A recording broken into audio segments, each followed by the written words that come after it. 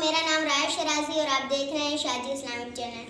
محمد کا روزہ قریب آ رہا ہے، بلندی پہ اپنا نصیب آ رہا ہے، فرشتوں یہ دے دو پیغام ان کو، خبر جا کے دے دو ان کو، فرشتوں کے خادم تمہارا سعید آ رہا ہے، مدینہ مدینہ مدینہ مدینہ، بڑا لطف دیتا ہے نام مدینہ، وفا تم نہ دیکھو کہ ہر کسی میں زمانہ وہ ایسا قریب آ رہا ہے، حفاظت کرو اپنے ایمان کی، زمانہ وہ ایسا عجیب آ رہا ہے، محمد کا روزہ قریب آ رہا ہے، بلندی پہ اپنا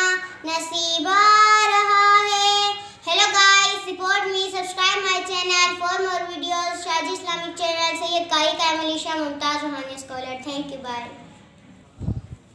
نحمده ونصلي ونسلم على رسوله الكريم أما بعد فأعوذ بالله من الشيطان الرجيم بسم الله الرحمن الرحيم رب اشرح لي صدري ويسر لي أمري واحلل عقدة من لساني يفقهوا قولي رب زدني علما رب زدني علما اللهم صل على سيدنا محمد وعلى آل سيدنا محمد وبارك وسلم۔ شاجی اسلامک چینل کے ناظرین اکرام، السلام علیکم ورحمۃ اللہ وبرکاتہ۔ محترم ناظرین اکرام، سب سے پہلے رمضان کریم، رمضان مبارک، رمضان المبارک کی آپ سب ناظرین کو مبارکباد پیش کروں گا کہ اللہ تعالیٰ نے اس مبارک مہینے کو ایک بار پھر ہمارا مہمان بنایا، ہمیں اس کا میزبان بنایا۔ تو میزبان پر لازم ہے کہ اپنے مہمان کی خوب قدر، خوب منزلت کرے، اور قدر اور منزلت رمضان کی کیا ہے؟ وہ ہے قرآن کریم کی تلاوت، کثرت سے ذکر، غریبوں کی مدد، اپنے ارد گرد اڑوس پڑوس کے اندر جو پریشان حال لوگ ہیں، بیمار ہیں، ان کا خیال رکھنا، یہ رمضان کی مہمان نوازی ہے۔ کیونکہ یہ غمخواری کا مہینہ ہے، انسان خود پیاسا ہوتا ہے تو دوسرے کی پیاس محسوس ہوتی ہے، خود بھوکا ہوتا ہے تو دوسرے کی بھوک انسان کو محسوس ہوتی ہے۔ عام دنوں میں تو انسان کو یہ چیزیں محسوس نہیں ہوتی، لیکن رمضان کی قدر کی بہترین فلسفہ یہ ہے کہ اپنی بھوک کو دیکھ کر اپنے اڑوس پڑوس میں جو غریب لوگ ہیں، اپنے اڑوس پڑوس میں جو محتاج ہیں، جو بیمار ہیں، ان کی مدد، ان کے ساتھ تعاون کرنا، یہ ہم سب کا فرض، بنیادی فرض ہے۔ اب جو ہے موجودہ فی وقت جو رمضان سے قریب کا مہینہ ہے، وقت ہے، اس میں ہر انسان اپنے عید کے لیے تیاریاں کرتا ہے، خریداری کرتا ہے، دوران رمضان بھی تیاری کرتا ہے۔ تو آج ہم ایسا ایک عمل آپ کے ساتھ شیئر کرنے جا رہے ہیں، جس عمل کی برکت سے جب آپ بازار جائیں، دکان پہ جا کر جس چیز کو سامنے دیکھیں گے، دیکھنے کے دوران آپ اس آیت کو پڑھتے جائیں، اس کو ورد بنائیں گے، تو انشاءاللہ آپ کی خریداری آپ کی مرضی کے مطابق ہوگی، آپ کی مرضی کے مطابق ریٹ بھی ہوگا، اور خریداری بھی آپ کی مرضی کے مطابق ہوگی۔ یہ ایسا مجرب عمل ہے کہ جو تجربے سے ثابت ہے، اور اس کی ایک مثال میں آپ کو آخر میں پیش کروں گا۔ پہلے عمل بتاتا ہوں، عمل کے بعد پھر اس کی مثال بھی پیش کروں گا کہ یہ کتنا بابرکت عمل ہے، اور کتنا جب کسی بھی چیز کو، کوئی بھی چیز آپ خریدنے جائیں تو اس آیت کو ورد جاری رکھیں، تو اس آیت کی برکت سے آپ کے لیے وہ خریدار جو ہے اس چیز کو جو ہے ریٹ بھی اس کا کم ملے گا، اور چیز بھی آپ کو اچھی ملے گی۔ تو عمل یہ ہے کہ سورہ بقرہ کی آیت ہے 69، یعنی 69ویں آیت، سورہ بقرہ کی 69ویں آیت ہے۔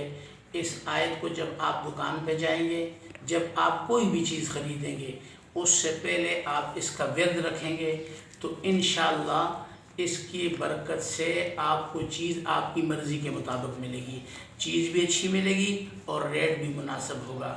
اس آیت کا طریقہ بس صرف یہ طریقہ ہے، جب گھر سے نکلیں سب سے پہلے بازار جانے کی دعا پڑھیں۔ یہ مبارک دعا چوتھا کلمہ ہے، اس کے پڑھنے سے 10 لاکھ نیکیاں ملتی ہیں، 10 لاکھ خطائیں معاف ہوتی ہیں، تو ایک یہ مفت کا ثواب مل گیا۔ اور دوسرا، جب خریداری کی نیت سے جائیں گے تو پھر اس آیت کو پڑھتے ہوئے جائیں گے تو انشاءاللہ آپ کو وہ جو ہے چیز مناسب ریٹ پہ ملے گی۔ آیت کیا ہے؟ آیت یہ ہے قالوا ادع لنا ربك يبين لنا ما هي ان البقرة تشابه علينا وإنا ان شاء الله لمهتدون۔ یہ سورہ بقرہ کی 69 یعنی 69ویں آیت ہے۔ اس کے بعد جو آیت شروع ہوتی ہے وہ 70ویں آیت ہے۔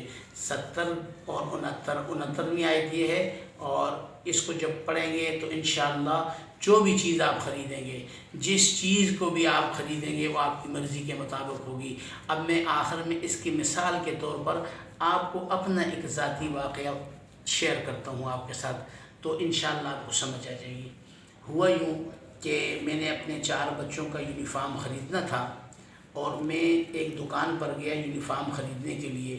وہ یونیفارم کا یعنی بولٹن مارکیٹ کراچی کے اندر ہول سیل پہ تھان ملتا ہے کپڑا، تھان کے حساب سے 1-2 میٹر نہیں ملتا تھان، میں نے پورا تھان لینا تھا۔ جب میری دکاندار کے ساتھ بات طے ہوئی، تھان تھا 28 میٹر کا اور اس کی قیمت تھی 3150 روپے۔ تو میں جب دکاندار کے ساتھ میں نے بارگیننگ کی، میں نے کہا مجھے آپ جو ہے 3000 روپے لے لیں اور یہ تھان مجھے دے دیں۔ تو اس نے دکاندار نے کہا کہ میں ایسا نہیں کرتا ہوں، آپ جو ہے نا 50 روپے بھی اوپر کے نہیں چھوڑتا ہوں۔ میں اس آیت کو زیر لب پڑھتا ہی چلا جا رہا تھا، اور وہ کپڑا میرے حساب سے مہنگا بھی تھا اور کپڑا میٹر بھی زیادہ تھے۔ تو جب میں نے کہا چلو 3100 روپے لے لو، جب 3100 روپے اس کو دینے کی کوشش کی تو اس نے جو ہے نا میرے پیسے مجھے واپس دیے، اور بڑے ترش لہجے میں کہا کہ بھئی میں آپ کو کپڑا نہیں دیتا ہوں، آپ چلے جائیں۔ میں وہ کپڑا وہاں چھوڑا، میں اس آیت کو پڑھتے ہی جا رہا تھا۔ تو جب دوسرے دکان کے اوپر گیا تو دوسرے دکاندار سے میں نے کہا کہ مجھے اس طرح ایک تھان چاہیے، اسکول کے یونیفارم کا کپڑا چاہیے۔ تو اس نے مجھے کپڑا نکال کے تھان نکال کے بتایا، اس تھان کی جو پیمائش کے حساب سے 21 میٹر تھا، اور اس کی قیمت اس نے مجھے 1550 روپے بتائی۔ تو یہ مجھے چاہیے بھی اتنا ہی تھا، اب اس سے کاٹ کے تو وہ پہلے والا دکاندار دے نہیں رہا تھا، اور اس کے ساتھ ساتھ اس کی قیمت بھی تقریباً 100 روپے سے بھی زیادہ بنتی ہے، فی میٹر 100 روپے سے بھی زیادہ بنتی ہے، اور مجھے چاہیے کم کپڑا تھا۔ تو اس حساب سے جو 21 میٹر کا مجھے کپڑا ملا اس کی قیمت مجھے 1550 روپے، اور فی میٹر کے حساب سے کرو تو 75 روپے سے بھی کم بنتا ہے۔ تو دیکھو 700-800 روپے مجھے وہاں سے ایک قسم کا منافع ہوا۔ اس آیت کی برکت سے میں اس آیت کو پڑھتا ہی جا رہا تھا، تو اللہ تعالیٰ نے پہلے والے جو دکاندار کے رویے کو ایسا ترش بنا دیا کہ میں نے اس سے تھان خریدنا چھوڑ دیا، اور دوسرے دکان پہ جب چلا گیا تو اللہ تعالیٰ نے اس آیت کی برکت سے مجھے سستا کپڑا بھی دے دیا، اور میری مرضی کے مطابق مجھے چاہیے تھا کم، اور وہ جو پہلے والا تھا وہ 28 تھا، مجھے 21 میٹر کپڑا مل گیا۔ تو یہ ایک مثال کے طور پہ میں نے آپ کو بتایا کہ جب آپ اس آیت کو پڑھیں گے قالوا ادع لنا ربك يبين لنا ما هي ان البقرة تشابه علينا وانا ان شاء الله لمهتدون، تو جب بھی آپ دکان پہ جائیں گے چیز خریدنے کی، آپ کو اپنی مرضی کے مطابق چیز ملے گی۔ اللہ تعالیٰ میرے جتنے بھی سننے دیکھنے والے جتنے بھی میرے احباب ہیں ان سب کو ہر قسم کی جان و مال کی حفاظت فرمائے، ان کی خریداری ان کی مرضی کے مطابق فرمائے، ان کے جتنے بھی جائز خواہشات و حاجات ہیں ان کو پورا فرمائے۔ وما علینا الا البلاغ۔